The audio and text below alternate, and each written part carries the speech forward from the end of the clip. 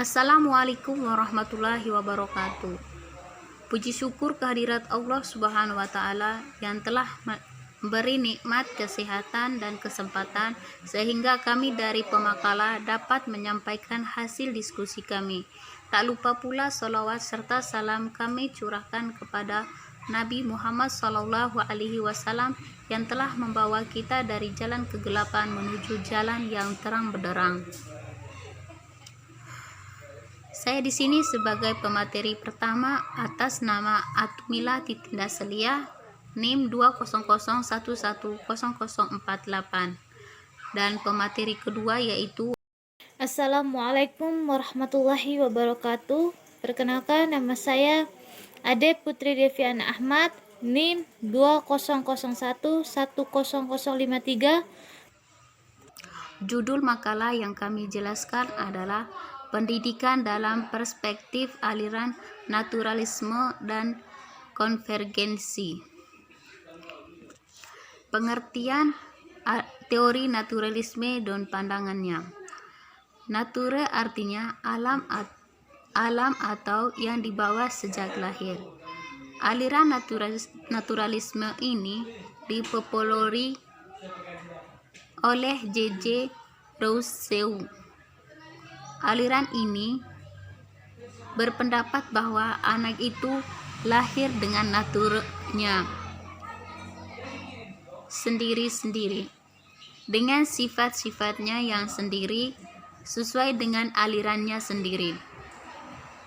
Aliran ini juga berpendapat bahwa pendidikan dan lingkungan adalah bersifat negatif, yang hanya akan merusak saja. Maksudnya, pada hakikatnya, semua anak manusia sejak dilahirkan adalah baik. Bagaimanapun hasil perkembangannya kemudian sangat ditentukan oleh pendidikan yang diterima atau yang mempengaruhinya. Jika pengaruh atau pendidikannya itu baik, maka akan menjadi baiklah ia.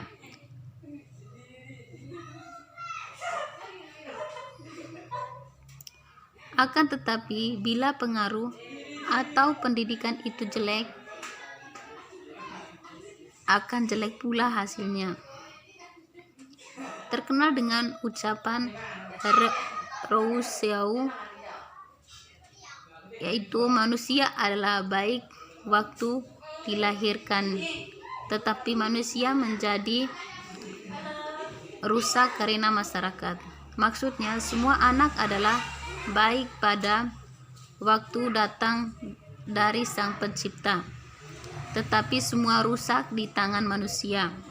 Oleh karena itu, sebagai pendidik, Rousseau mengajukan konsep pendidikan alam yang maksudnya adalah anak hendaklah dibiarkan tumbuh dan berkembang sendiri menurut alamnya. Manusia atau masyarakat jangan banyak ikut mencampurinya.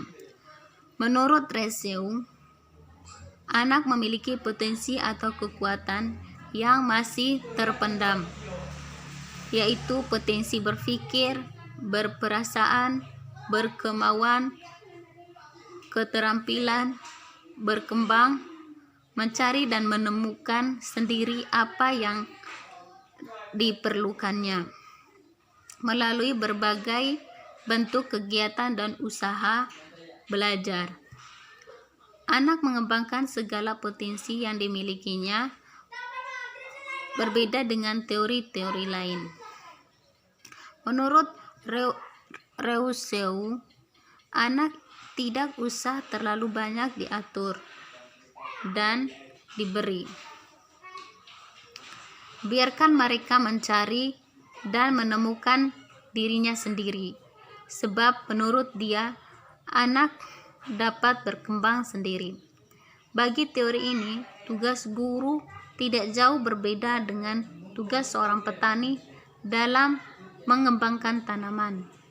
Tanaman telah mempunyai potensi-potensi sendiri, Tugas petani hanya menyediakan tanah yang gembur, air dan cahaya yang secukup,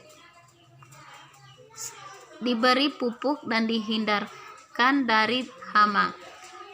Tanaman akan tumbuh, berdaun, berbunga, dan berbuah sendiri. Tidak perlu dipaksa. Demikian juga alam mengajar. Guru tidak perlu memaksa anak. Tugas guru adalah menyediakan bahan ajar yang menarik perhatian dan minat anak sesuai dengan kebutuhan dan tingkat perkembangannya. Menciptakan lingkungan belajar yang menyenangkan, memberi motivasi, dan membimbing sesuai dengan sifat dan kebutuhan anak. Dengan cara seperti ini, anak tumbuh dengan cara optimal. Konsep-konsep belajar mengajar yang mengaktifkan siswa seperti cara belajar siswa aktif, belajar inquiry, discover, pemecahan masalah, keterampilan proses belajar dengan memanfaatkan lingkungan dan sebagainya, antara lain didasarkan oleh teori ini. Pertama, teori aliran konvergensi. Pendidik merupakan upaya untuk mengembangkan potensi peserta didik. Untuk dapat mengembangkan pendidik, maka pilihlah berbagai macam aliran yang digunakan. Salah satunya aliran konvergensi. Aliran konvergensi berasal dari kata konvergen, artinya bersifat menuju satu titik. Pertemuan. Aliran ini berpendapat bahwa perkembangan individu itu baik dasar atau bakat keturunan maupun lingkungan, keduanya berperan penting dalam perkembangan pembentukan kepribadian individu. Aliran konvergensi merupakan gabungan antara aliran empirisme dan aliran nativisme, di mana faktor bakat, bawaan, dan lingkungan memiliki peranan penting dalam perkembangan individu. Aliran ini berpendapat bahwa dalam potensi perkembangan anak, baik faktor pembawaan maupun faktor lingkungan sama-sama mempunyai peran yang sangat penting. Bakat yang dibawa pada waktu anak tersebut dilahirkan tidak akan berkembang dengan baik tanpa adanya dukungan. Konsep dasar aliran konvergensi. Dasar aliran konvergensi pertama kali dipelopori oleh William Louis Stern pada tahun 1871 sampai 1963. Ia berpendapat bahwa anak telah memiliki pembawaan baik atau buruk sejak lahir ke dunia. Perkembangan selanjutnya akan dipengaruhi oleh lingkungan. Faktor pembawaan dan faktor lingkungan keduanya memiliki peran penting dan berkaitan satu sama lain. Bakat telah ada pada anak sejak lahir, namun bakat yang telah ada perlu menemukan lingkungan yang sesuai agar bakat atau kemampuan anak dapat berkembang. Bakat tidak akan berkembang dengan baik tanpa adanya lingkungan yang mendukung perkembangan bakat anak itu sendiri. Begitupun sebaliknya, anak yang tinggal di lingkungan yang baik tidak akan berkembang secara optimal apabila tidak didukung oleh bakat yang dimiliki anak. Sebagai ilustrasi, anak mula-mula menggunakan bahasa karena dipengaruhi oleh lingkungan sekitarnya. Contoh orang tua. Pada anak terdapat faktor pembawaan yang memunculkan kemampuan untuk berbicara menggunakan bahasa lingkungannya. Selain itu, kemampuan anak dalam berbicara mungkin tidak sama meskipun berada pada lingkungan yang sama, karena faktor pembawaan tiap anak yang berbeda. Karakteristik aliran konvergensi. 1. Pendidikan mungkin dilaksanakan. 2. Pendidikan diartikan sebagai pertolongan yang diberikan lingkungan kepada anak didik untuk mengembangkan potensi yang baik dan mencegah berkembangnya potensi yang kurang baik. 3. Yang membatasi hasil pendidikan adalah pembawaan dan lingkungan. Konvergensi pada umumnya diterima secara luas sebagai pandangan yang tepat dalam memahami tumbuh kembang manusia. Meskipun demikian, terdapat variasi mengenai faktor-faktor mana yang paling penting dalam menentukan tumbuh kembang itu.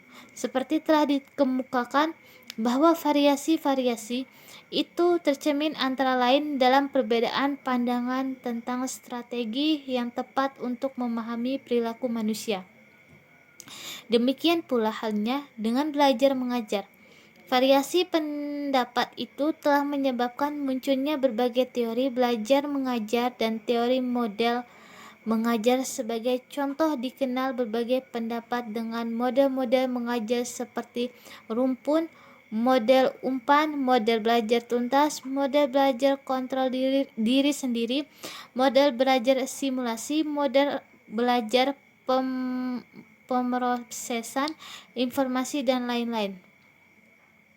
Dari sisi lain, variasi pendapat itu juga melahirkan berbagai pendapat gagasan tentang belajar mengajar, seperti peran guru sebagai fasilitator atau informasi, teknik penilaian pencapaian siswa dengan tugas objektif atau tes esai, perumusan tujuan pengajaran yang sangat behavior, penekanan pada peran teknologi pengajaran.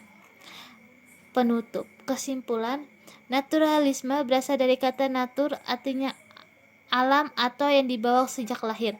Aliran naturalisme yaitu suatu aliran yang berpendapat bahwa anak itu lahir dengan naturnya sendiri dengan sifat-sifatnya sendiri, sesuai dengan alirannya sendiri. Aliran naturalisme berpendapat bahwa pendidikan dan lingkungan adalah bersifat negatif, yang hanya akan merusak saja. Dalam aliran naturalisme, pendidikan dianggap tidak kurang berkuasa dalam perkembangan anak, diberi keluasan kebebasan dalam mencari dan menemukan dirinya sendiri sehingga anak akan berkembang secara optimal. Aliran konvergensi berasal dari kata konvergen, artinya bersifat menuju satu titik pertemuan. Aliran ini berpandangan bahwa perkembangan individu itu baik dasar bakat keturunan maupun lingkungan, keduanya berperan penting dalam perkembangan pembentukan kepribadian individu. Aliran konvergensi merupakan gabungan antara aliran empirisme dan aliran nativisme, di mana faktor bakat atau bawaan dan lingkungan memiliki peranan yang penting dalam perkembangan individu. Saran, demi pertumbuhan dan perkembangan anak secara optimal, hendaknya anak tersebut diberi kebebasan, kesempatan untuk mencari dan menemukan diri sendiri, sehingga tumbuh rasa tanggung jawabnya dan tidak menggantungkan pada orang lain. Namun juga harus memperhatikan faktor penunjang lain yang tidak kalah pentingnya, yaitu memanfaatkan lingkungan yang baik sehingga tercipta suasana yang harmonis dan edukatif. Sekian pembacaan makalah dari saya. Kurang lebihnya saya mohon maaf. Wabillahi taufik walhidayah. Wassalamualaikum warahmatullahi wabarakatuh.